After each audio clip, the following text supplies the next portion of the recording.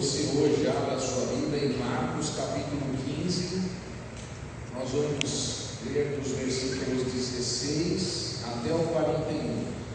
Eu vou pedir uma coisa especial hoje, o pessoal da mídia, não precisa colocar os versículos aqui, fora essa leitura que a gente vai fazer inicial aqui, tá bom? Nos outros versículos eu quero que haja uma velocidade, um fluir aí, uma atenção especial hoje à noite. E eu peço que você então esteja em oração agora, nós vamos ler e vamos orar na sequência. Diz assim a palavra de Deus, Marcos 15, de 16 a 41. E os soldados o levaram dentro à sala, que é a da audiência, e convocaram toda a corte.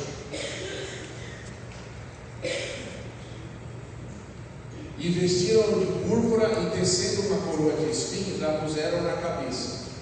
E começaram a saudá-lo, dizendo: Salve o rei dos judeus! E feriram-no na cabeça com uma cana, e cuspiam nele, postos de joelhos o adoravam. E, havendo-o escarnecido, despiram-lhe a púrpura, e o vestiram com as suas próprias vestes, e o levaram para fora a fim de o crucificarem. E constrangeram a um certo Simão Cireneu, pai de Alexandre e de Rufo, que por ali passava, vindo do campo, que levasse a sua cruz. E levaram ao lugar do Gólgota, que se traduz por lugar da caveira, e deram-lhe a beber vinho com mirra, mas ele não o tomou. E, havendo-o crucificado, repartiram as suas vestes, e lançando sobre elas sortes, para saber o que cada um levaria. E era a hora terceira, e o crucificaram. E por cima dele estava escrita a sua acusação: o rei dos judeus. E crucificaram com ele 2 salteadores, um à sua direita e outro à sua esquerda. E cumpriu-se a escritura que diz: e com os malfeitores foi contado. E os que passavam blasfemavam dele, meneando as suas cabeças e dizendo: Ah, tu que derrubas o templo e em 3 dias o edificas, salva-te a ti mesmo e desce da cruz. E da mesma maneira também os principais sacerdotes, como os escribas, diziam uns para os outros, zombando: salvou os outros e não pode salvar-se a si mesmo. O Cristo, o Rei de Israel, desça agora da cruz, para que vejamos e acreditemos. Também os que com ele foram crucificados o injuriavam. E chegada a hora sexta, houve treva sobre toda a terra, até a hora nona. E a hora nona, Jesus exclamou com grande voz, dizendo: Eloi, Eloi, lama sabachthani, que traduzido é: Deus meu, por que me desamparaste? E alguns dos que ali estavam ouvindo isso diziam: eis que ele chama por Elias. E um deles correu a embeber uma esponja em vinagre e, pondo-a numa cana, deu-lhe a beber, dizendo: deixai, vejamos se virá Elias tirá-lo. E Jesus, dando um grande brado, expirou. E o véu do templo se rasgou em 2, de alto a baixo. E o centurião que estava de frente dele, vendo que assim, clamando, expirava, disse: verdadeiramente esse homem era o Filho de Deus. E também ali estavam algumas mulheres, olhando de longe, entre as quais também Maria Madalena e Maria, mãe de Tiago, o menor, e de José e de Salomé, as quais também o seguiram e o serviram quando estavam na Galiléia, e muitas outras que tinham subido com ele a Jerusalém. Curve sua cabeça, nós queremos orar por um instante. Senhor, nós muitas vezes, por causa da nossa familiaridade com o texto bíblico e com a história, perdemos a nossa sensibilidade. Mas, Senhor, nós pedimos que nessa noite o Teu Espírito fale no nosso coração. Senhor, que a Tua palavra, que é viva e eficaz, mais cortante que uma espada de 2 gumes, que não volta vazia. Senhor, tua presença e teu Espírito em nossos ouvidos e nossos corações. Amém. Eu quero que você ainda não vai aparecer aqui, mas você ouça. Eu vou ler Gênesis 2, 7, 8. Ouça. E formou o Senhor Deus o pó da terra, e soprou em suas narinas o fôlego da vida, e o homem foi feito alma vivente. E plantou o Senhor Deus um jardim do Éden, e do lado oriental, e pôs ali o homem que tinha formado. Deus nos criou, Deus fez Adão, Deus soprou a vida em Adão, e nós todos aqui somos servos e somos criaturas de Deus. Nós dependemos dele para qualquer coisa que façamos. Nossa mente, nosso coração, nossa biologia, nossos órgãos, tudo é feito e criado pelo Senhor. O ser humano não valoriza o Senhor. Nós naturalmente desprezamos a Deus com a nossa vida, com o nosso falar, com os nossos pensamentos, com os nossos interesses. Eu queria que você, nessa noite, pudesse ser tocado pela palavra de Deus. Eu quero que você pense o seguinte, que o cristianismo é uma das mais estranhas religiões que existe. Por quê? Nós temos uma certa familiaridade, às vezes isso não nos estranha, mas eu vou tentar convencer você de uma coisa. Veja, quando nós falamos, por exemplo, de Sócrates, aquele nome famoso da antiguidade, ninguém critica Sócrates. Todo mundo admira Sócrates. Ninguém fala mal. Se a gente falar, por exemplo, em Platão, uau, todo mundo gosta, é legal. A gente, por exemplo, falar de Buda é respeitado, é reverenciado. As pessoas colocam lá uma estátua, né? E aí todo mundo, olha que bacana, é uma pessoa sábia. Se nós falarmos de Maomé, as pessoas dizem, olha, não vai você falar mal do Maomé, ninguém fala mal do Maomé. Ele é respeitado, reverenciado. Ninguém ousaria falar mal dessas pessoas. Mas de Jesus, quando nós falamos de Jesus não.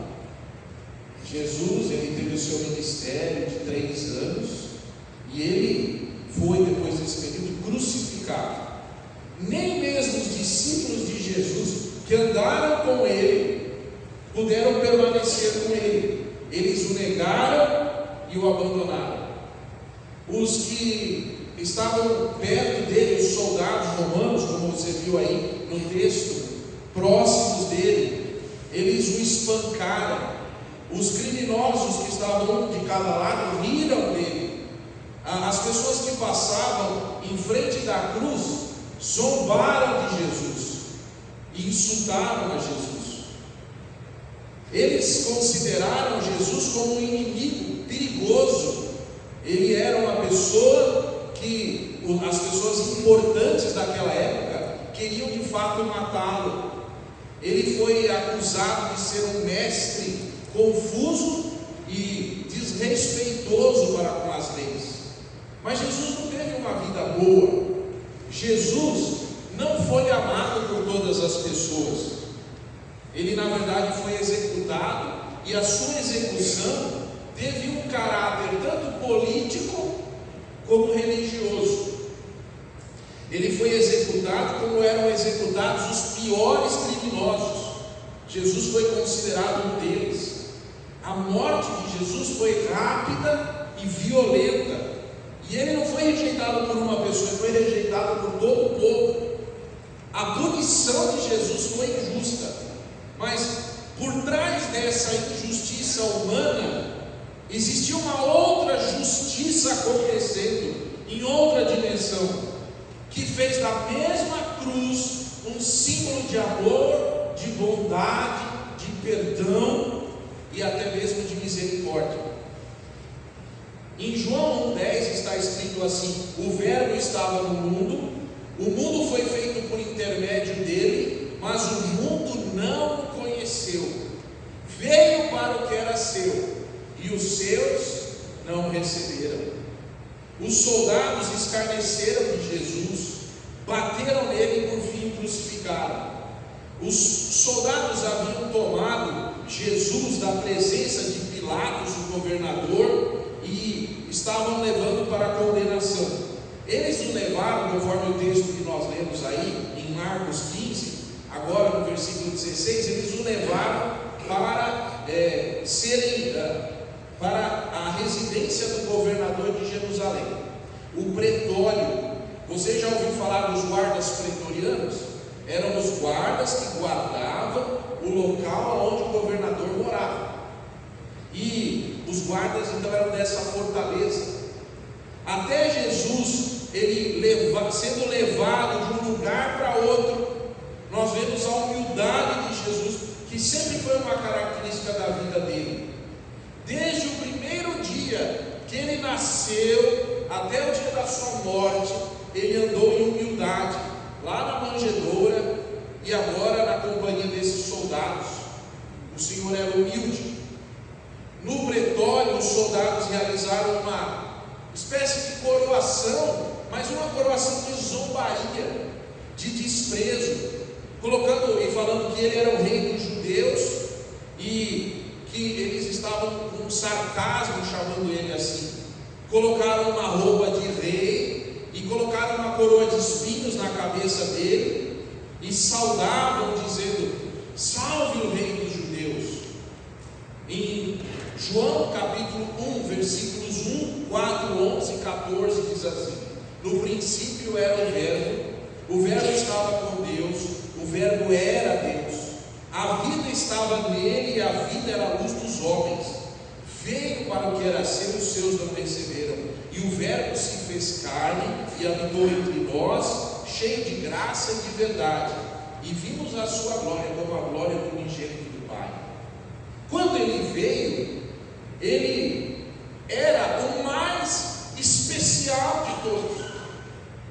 Eu fico pensando em Jesus, o Senhor de todas as coisas, andando na terra, olhando para as pessoas, olhando as coisas que Ele criou, vendo a vida da pessoa, vendo as necessidades das pessoas. Ele é o Rei, o Senhor dos senhores, e Ele veio aqui. Mas essa presença que deveria ser maravilhosa, nós não reconhecemos como Filho do Deus vivo. Como é que Ele foi reconhecido? Com zombaria. Você consegue perceber como o nosso pecado humano é profundo, como está enraizado, porque ele nos faz cegos. Eu vou explicar. Uma das características do pecado é a insanidade. Não estamos conscientes dos pecados mais sérios da nossa vida.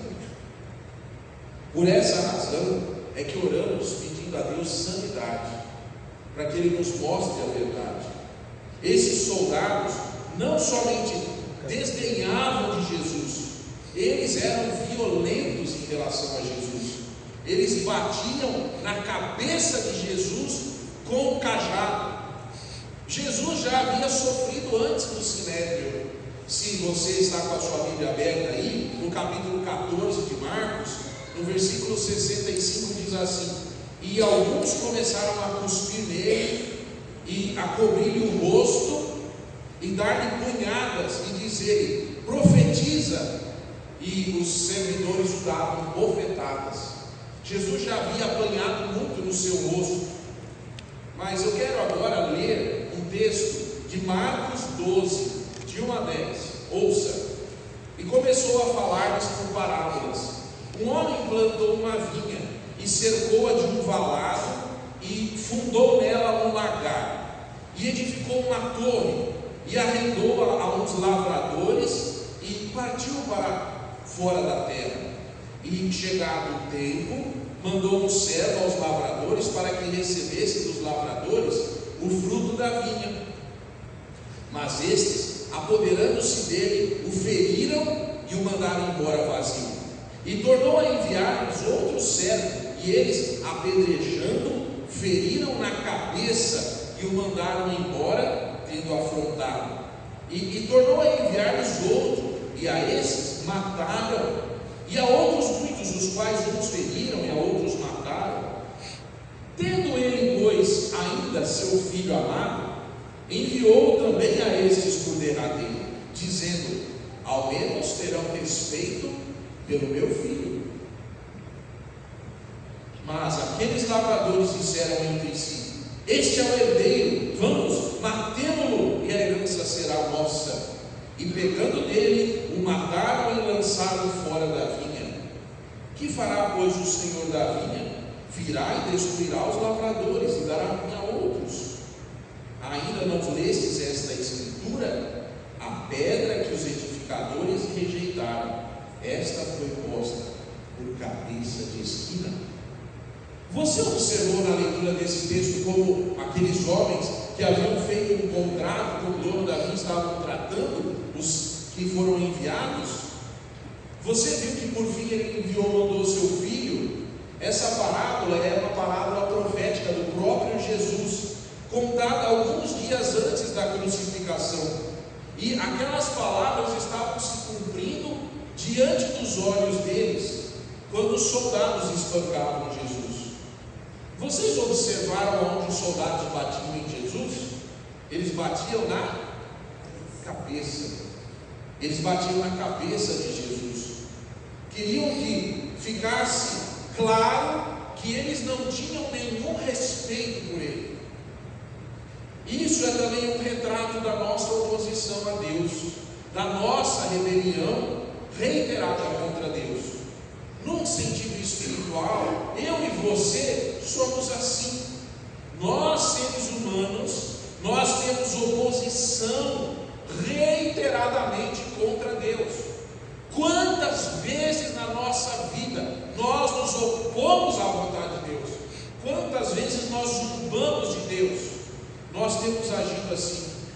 Talvez nós não entendemos as coisas, mas eu acho que Deus é claro conosco. Nós, seres humanos, não amamos a Deus, não obedecemos a Deus, e nós escolhemos por nossa vontade fazer o que nós queremos. Nós queremos satisfazer aos nossos caprichos, aos nossos desejos, apesar de que sabemos que Deus é o nosso Criador e o nosso Juiz, e Ele tem dito isso. A Bíblia diz sobre todas as pessoas que todos nós rejeitamos a Deus. A Bíblia também nos diz que fomos criados à imagem e semelhança de Deus. Fomos criados com valor e com dignidade pelo próprio Deus. Esse é um fato que nós não podemos negar. Nós rejeitamos a Deus. Mas nós não somente rejeitamos a Deus, nós zombamos dele. Nós rimos de Deus. Nós temos uma rejeição positiva contra Ele. O ponto aqui não é somente o sofrimento físico que Marcos ele fala, mas a ênfase aqui é pessoal contra a pessoa de Jesus. Nós não rejeitamos só as palavras de Jesus. Nós, como seres humanos, queremos que Jesus morra. Entenda o seguinte: o diabo não quer que você entenda a Bíblia. Os críticos ficam preocupados com alguns pontos, mas não com o ponto principal. Aqui nós vamos ver uma coisa importante, que eu gostaria que sempre você e eu nos lembrássemos.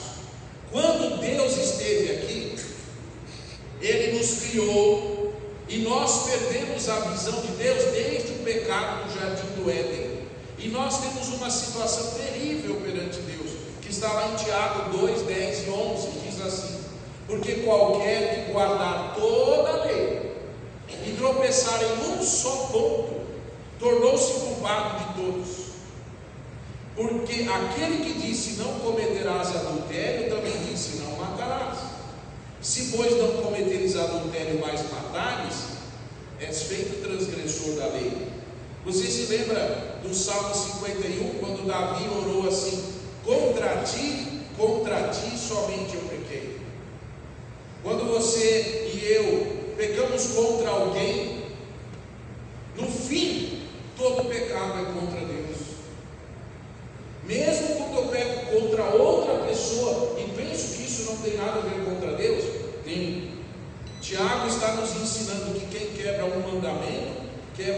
lei. Embora esses dois mandamentos estejam separados, como diz Tiago, procedem contra a mesma pessoa, Deus. A gravidade do pecado é que nós estamos desobedecendo a Deus, é uma rejeição a Deus. Voltando agora para Marcos 15, nós vemos aqui a zombaria desses soldados. É um retrato bastante claro de que nós somos pecadores por natureza. É uma rejeição pessoal contra Deus. Zombaria como essa, usando até a inteligência e o humor para zombar de Deus. Isso nos põe diante da correta e justa condenação de Deus. Apesar disso, nós sabemos que não temos nenhum direito a sermos absolvidos, mas Deus, pela sua graça, apesar dessa nossa zombaria, Ele ainda assim nos ama. Os soldados terminaram essa coroação. Talvez eles, por causa da pressa, fizeram isso correndo, mas talvez eles quisessem terminar tudo aquilo no mesmo dia. Geralmente os romanos, eles deixavam as traves verticais das cruzes já fixadas no solo, e apenas a parte horizontal era levada pelo condenado. Alguns estimam que essa parte, essa trave, pesava aproximadamente 45 quilos, mas Jesus já estava enfraquecido. Ele não havia dormido na noite anterior, ele tinha sido esbofeteado no rosto, tinham batido muito nele, ele havia sido espancado, açoitado, e ele estava muito débil e frágil. Por isso, os soldados ordenaram que um homem o ajudasse. O nome dele era Simão. E quando eles chegaram nesse lugar chamado Caveira, onde as execuções eram realizadas, era perto da entrada principal da cidade, e ali, por isso mesmo, porque era um lugar de trânsito de muitas pessoas, foi um lugar escolhido para crucificações. Os mais sinceros esperavam que houvesse um milagre naquela hora. Eles esperavam que alguma intervenção divina acontecesse, mas os discípulos haviam deixado Jesus. Ladrões estavam ao seu lado. A morte já era terrível, mas a crucificação era uma morte vergonhosa. Eles ofereceram a Jesus vinho misturado com mirra.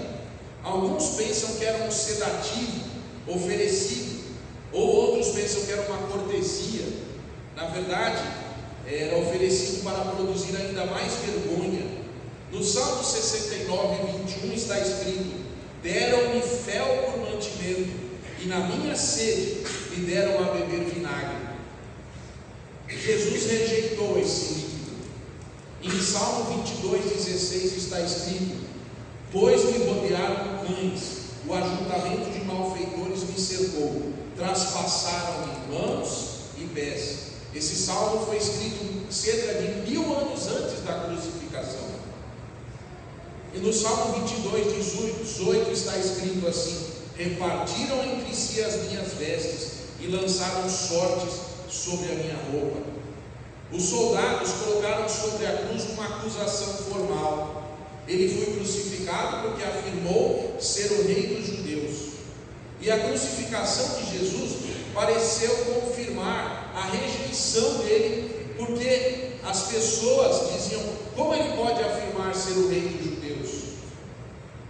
É interessante que em Deuteronômio 21, versículos 22 e 23 está escrito assim: quando também em alguém houver pecado, digno do juízo de morte, e foi morto, e o pendurares num madeiro, o seu cadáver não permanecerá no madeiro, mas certamente o enterrarás no mesmo dia, porquanto o pendurado aquele pendurado é maldito de Deus.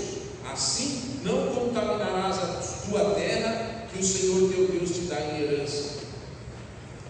Em Gálatas 3,13 está escrito: Cristo nos resgatou da maldição da lei, fazendo-se maldição por nós, porque está escrito: maldito todo aquele que for pendurado no madeiro. Nunca ninguém pensou pensou que o Messias seria uma pessoa amaldiçoada.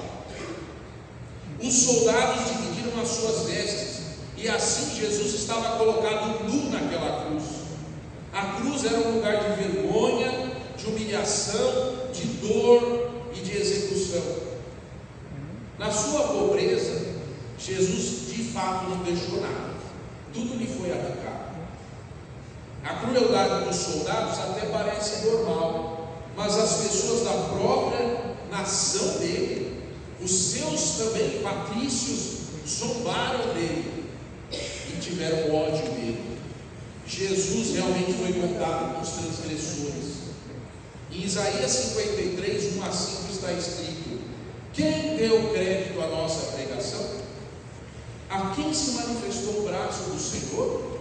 Porque foi subido como renovo perante ele, e como raiz de uma terra seca, não tinha beleza, nem formosura, e olhando nós para ele, não havia aparência boa nele, para que o desejássemos. Ele era o desprezado e o mais rejeitado entre os homens, homem de dores, experimentado nos sofrimentos, e como um de quem os homens escondiam o rosto, era desprezado, e não fizemos dele caso algum. Verdadeiramente, ele tomou sobre si as nossas enfermidades, e as nossas dores levou sobre si. Nós o reputávamos por aflito, ferido de Deus e oprimido, mas ele foi ferido por causa das nossas transgressões e moído por causa das nossas iniquidades. O castigo que nos traz a paz estava sobre ele, e pelas suas pisaduras fomos sarados. Até aqueles que foram crucificados com Jesus proferiam insultos contra ele. Diziam: salva-te a ti mesmo e a nós também. Você disse que poderia salvar qualquer pessoa, e nós estamos aqui morrendo de qualquer forma, do mesmo modo que o Senhor. Ou você dá um jeito nisso agora, ou você é um mentiroso. Até isso é um retrato do pecado humano, não é?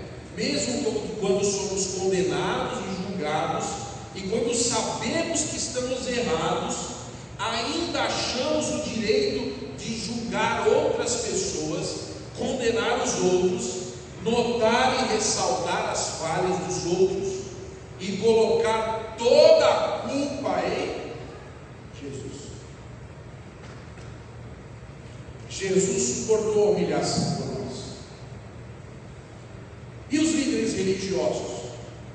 Os mestres da Bíblia, não era de se esperar que os líderes religiosos agissem com amor? Não era de se esperar que eles soubessem que Jesus era Deus? Não. A gente até entende que os criminosos agissem daquela maneira, porque criminoso é assim mesmo. Mas os religiosos, certamente eles não se envolveriam, não é, em zombar de Jesus.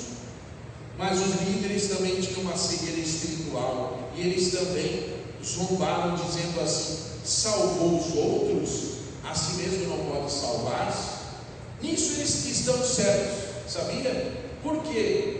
Porque ou ele salvaria a si mesmo, ou ele salvaria nós. E ele fez a escolha. Por isso ele não salvou a si mesmo.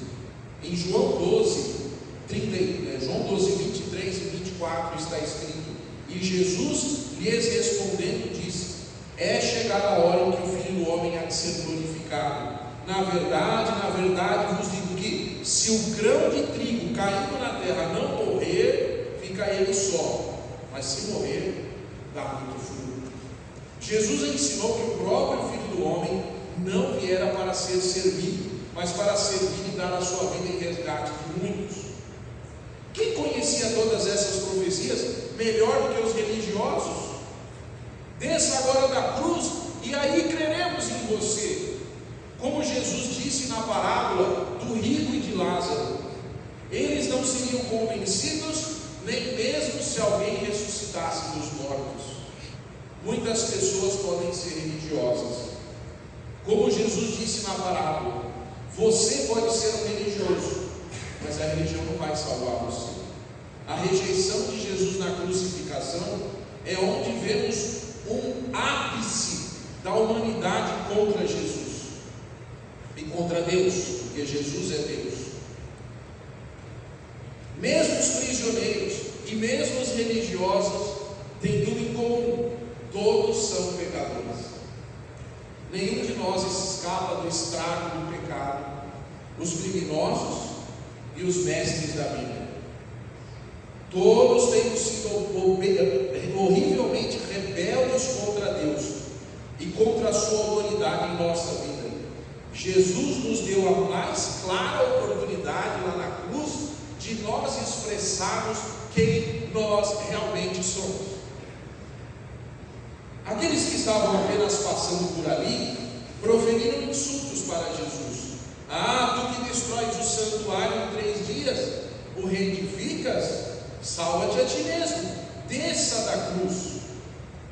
No Salmo 22, versículos 7 e 8 está escrito isso: todos os que me veem zombam de mim, estendem os lábios e meneiam a cabeça, dizendo: confiou no Senhor, que o livre-o, pois nele tem o seu prazer.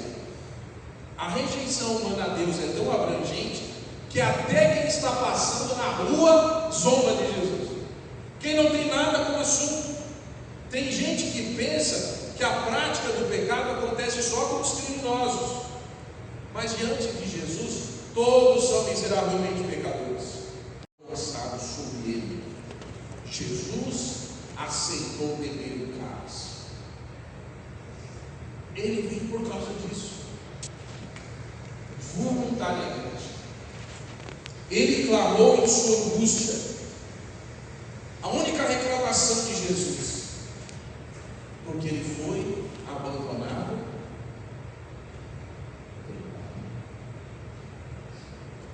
Você precisa entender isso. Esse é o plano de Deus. Efésios 1, 6 a 10 diz assim: para o louvor da glória de sua graça, pela qual nos fez agradáveis a si no amado, entendemos a redenção pelo seu sangue, a remissão das ofensas, segundo as riquezas da sua graça, que ele fez abundar para conosco em toda sabedoria e prudência, descobrindo-nos o mistério da sua vontade, segundo o seu beneplácito que propusera em si mesmo, de tornar a congregar em Cristo todas as coisas na dispensação da plenitude dos tempos, tanto as que estão nos céus como as que estão na terra. Por que era necessário que fosse colocado um substituto? A Bíblia, meus irmãos, é clara em ensinar que Deus é perfeitamente bom, santo e justo. O profeta Abacuque, no Antigo Testamento, disse de Deus: tu és tão puro de olhos que não podes ver o mal e a opressão, não podes contemplar. Abacuque 1,13. Isto é como um resumo da Bíblia, que apresenta Deus. Ele não é moralmente indiferente, ele não comete erros, não é fraco nem incapaz, ele é santo, e a santidade de Deus é indescritivelmente elevada, é grande, é solene, e esta é a razão porque a ofensa contra Deus com o nosso pecado é tão grande. Em segundo lugar, como poderia haver um substituto no nosso lugar? Deus, o Criador e Juiz, havia decidido que faria isso. De fato, ele estava ensinando isso por meio dos sacrifícios do Antigo Testamento. Você se lembra daquele momento onde o cordeirinho era levado e as pessoas que pecavam colocavam a sua cabeça sobre o cordeirinho? Muito bem, isso era uma forma de que nós pudéssemos entender que nosso pecado, ele era punido. Nós podemos ver isso. E a Bíblia diz em 2 Coríntios 5,21: aquele que não conheceu o pecado, ele o fez pecado por nós, para que nele fôssemos feitos justiça de Deus. Nós não temos nenhum meio de desfrutar a comunhão com Deus. Ao contrário, contrário, estamos perdidos. Nós precisamos de um Salvador. Jesus Cristo é o único Salvador que existe. Ele é a nossa esperança. Ele é o nosso substituto. Ele foi abandonado para que nunca tivéssemos o abandono de Deus. Jesus sempre teve isso em mente. Nós podemos ver isso em Isaías 53, 6 a 12. Todos nós andávamos desgarrados como ovelhas, cada um se desviava pelo seu caminho, mas o Senhor fez cair sobre ele a iniquidade de todos nós. Ele foi oprimido, afligido, mas não abriu a sua boca. Como um cordeiro foi levado ao matadouro, como uma ovelha muda perante os seus tosqueadores, e assim ele não abriu a sua boca. Da opressão e do juízo foi tirado. Quem contará o tempo de sua vida? Porquanto foi contado da terra dos viventes, e pela transgressão do meu povo ele foi atingido. E puseram na sua sepultura com os ímpios, e como rico na sua morte, ainda que nunca cometeu injustiça, nem houve engano na sua boca. Todavia, o Senhor agradou um ele, fazendo enfermar. Quando a sua alma se puser por expiação do pecado, verá a sua posteridade, prolongará os seus dias, e o bom prazer do Senhor prosperará na sua mão. Ele verá o fruto do trabalho da sua alma e ficará satisfeito. Com o conhecimento do meu servo, o justo, justificará muitos, porque as iniquidades deles levará sobre si. Por isso lhe darei a parte de muitos, e com os poderosos repartirá ele o despojo. Porquanto derramou a sua alma na morte, e foi contado com os transgressores. Mas ele levou sobre si o pecado de muitos, e intercedeu pelos transgressores. E isso foi escrito 600 anos antes de Cristo, em Isaías, capítulo 53. Em Romanos 8,32 está escrito: aquele que nem mesmo ao seu próprio filho poupou, antes o entregou por todos nós, como nos não dará também com ele todas as coisas? Cristo foi desamparado para que nós nunca sejamos. Onde não havia um meio de nós sermos reconciliados com Deus, Jesus se tornou um meio. Pela morte de Jesus, Ele fez um meio para que nós pudéssemos nos aproximar de um Deus santo. Você viu aí na leitura de Marcos: chegada a hora sexta, houve trevas sobre toda a terra. É interessante que a Bíblia diz assim: Jesus, dando um grande brado, expirou, e o véu do santuário rasgou-se em duas partes, de alto a baixo. Vocês se lembram das 10 pragas do Egito? Eu vou relembrar para você aqui. As águas transformadas em sangue, a primeira. A infestação das rãs, a segunda. A infestação dos piolhos e mosquitos. Depois o enxame de moscas. Depois a morte dos animais, que é uma peste no gado. Úlceras e feridas. O sétimo, a chuva de pedras. O oitavo, nuvem de gafanhotos. E o nono, alguém lembra qual é? Trevas. Houve trevas. E então qual é o décimo? A morte dos primogênitos. Lembrem-se, a hora nona houve trevas, porque a morte do primogênito estava chegando. A praga ocorreu antes do anjo da morte vir e realizar o livramento do povo de Deus. Também aqui temos o Cristo, o Cordeiro da Páscoa, ser imolado. As trevas representam o julgamento de Deus. Jesus entregou a sua vida espontânea e deliberadamente. Ele disse: ninguém tira a vida de mim, pelo contrário, eu espontaneamente a dou. Então, houve uma declaração de Jesus no alto da cruz: está consumado, tetelestai, a dívida foi paga. E quando ele proferiu estas palavras, está consumado, ele estava, através da sua palavra, fazendo uma nova criação. Em Êxodo 26, Deus havia ordenado que o povo construísse ou fizesse um véu para separar o lugar santíssimo, onde ficava a arca da aliança, e era coberta com propiciatório e tudo mais. E esse véu tinha a função de separar o lugar santo do santo dos santos. Um Deus santo de um povo não santo. Isso significava que mesmo os sacerdotes não eram santos.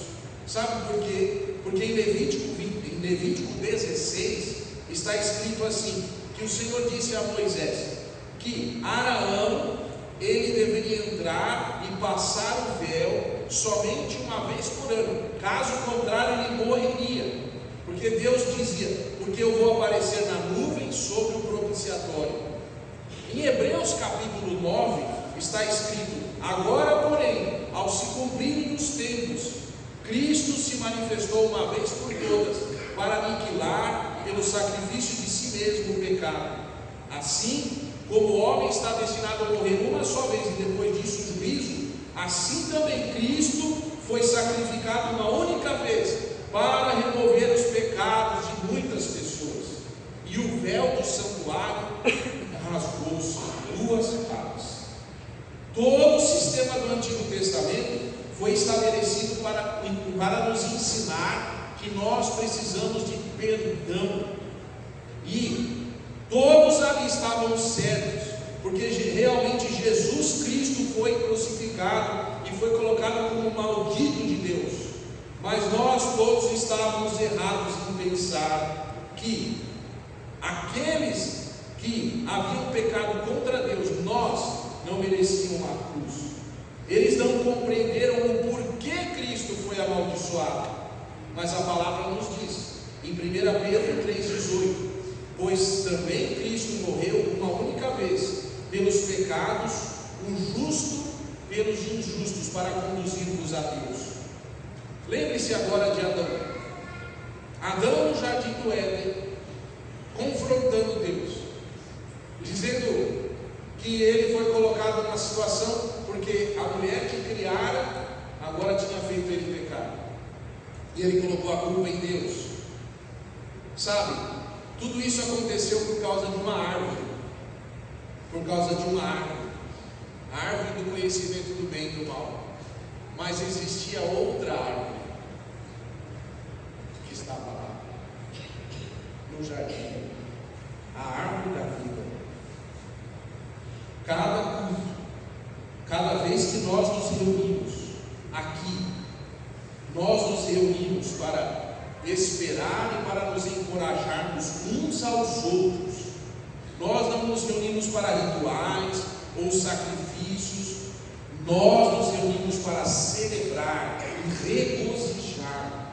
Por quê? Porque o único sacrifício já foi realizado, e por causa desse sacrifício de Cristo foi aberto um meio, um caminho para a árvore da vida. Por causa da morte de Jesus, a graça de Deus fluiu ampla e surpreendentemente. Vocês vejam que ainda diz assim no texto de Marcos: estavam ali algumas mulheres observando de longe, entre elas Maria Madalena, Maria mãe de Tiago, menor, e José e Salomé, as quais, quando Jesus estava na Galiléia, acompanharam e serviram, e além dessas muitas outras que haviam subido para Jerusalém. Quando todos os poderosos e respeitados, até os que passavam, rejeitaram a Deus, veja que aqui está sendo apresentada uma confissão. Você viu que existia ali um centurião? Você leu, prestou atenção na leitura? Existia um centurião presente lá. E aquele centurião dele, quando ele vê Jesus bradando, ele, no seu coração, ele diz com as palavras: verdadeiramente esse homem era filho de Deus. Marcos, ele vai dizer assim, que existia um centurião ali para garantir que ninguém iria ajudar os crucificados. Você sabia que às vezes acontecia isso? Os amigos do crucificado corriam lá e retiravam o crucificado da cruz. E Roma aprendeu a deixar soldados lá, até que efetivamente os crucificados morressem. Mas quando o centurião diz assim, verdadeiramente esse é o Filho de Deus, ele está querendo dizer assim: eu não posso entender o que está acontecendo aqui. Isso é admirável. Esse homem é mais do que um ser humano. Sabe por que ele chegou a essa conclusão? Ele já havia testemunhado com certeza muitas crucificações, não é? Aquele brado de Jesus estridente foi impressionante. Sabe por quê? Quando os crucificados estão morrendo, eles morrem asfixiados. Todos morrem sufocados. Eles podem até tentar murmurar, eles podem tentar articular palavras, mas nunca em voz alta. E se o fizerem, isso ainda mostrava que faltava muito tempo para eles morrerem. Mas a Bíblia diz que Jesus proferiu um brado, ele falou, ele foi entendido. Quem pode explicar isso? Na confissão desse centurião, vemos que é um prenúncio daquilo que foi escrito muitos anos antes, e de uma promessa feita a Abraão, que por meio dele todas as famílias da terra seriam abençoadas. O Salmo 22, 27 diz assim: lembrar-se-ão do Senhor, e a ele se converterão os confins da terra, perante ele se prostrarão as famílias de todas as nações. Na visão de Daniel, glória e poder soberano foram dados ao Filho do Homem. Todos os povos, nações, línguas o adoraram. Isso está escrito em Apocalipse 7, 9 e 10. Vi eis uma grande multidão que ninguém podia enumerar, de todas as nações, tribos, povos e línguas, em pé diante do trono do Cordeiro, vestidos de vestiduras brancas, com as palmas das mãos, com palmas das mãos, e clamavam com grande voz, dizendo: ao nosso Deus, que se assenta no trono, e ao Cordeiro pertence a salvação. Vemos que a cruz se tornou o trono de Jesus aqui, e o Cordeiro tem diante de si esse centurião romano. Mas não só ele, incontáveis e milhares de pessoas clamam esta verdade que tem salvado muitas pessoas. O mundo tem dito: Jesus, desce daí e creremos em você, salve-se a si mesmo e nós creremos. Mas Jesus não salvou a si mesmo, ele salvou a nós. A graça de Jesus é surpreendente, ele tornou possível a nossa salvação. Se você se arrepender dos seus pecados e crer nele, você não gostaria de fazer isso? Deus ressuscitou dentre os mortos a Jesus Cristo, nosso Senhor. Nós lemos isso em Romanos 4, para a nossa salvação, versículos 24 e 25. Nessa noite eu queria que você se colocasse em pé agora. Eu quero orar por você. O motivo de nós estarmos aqui é por causa de Jesus.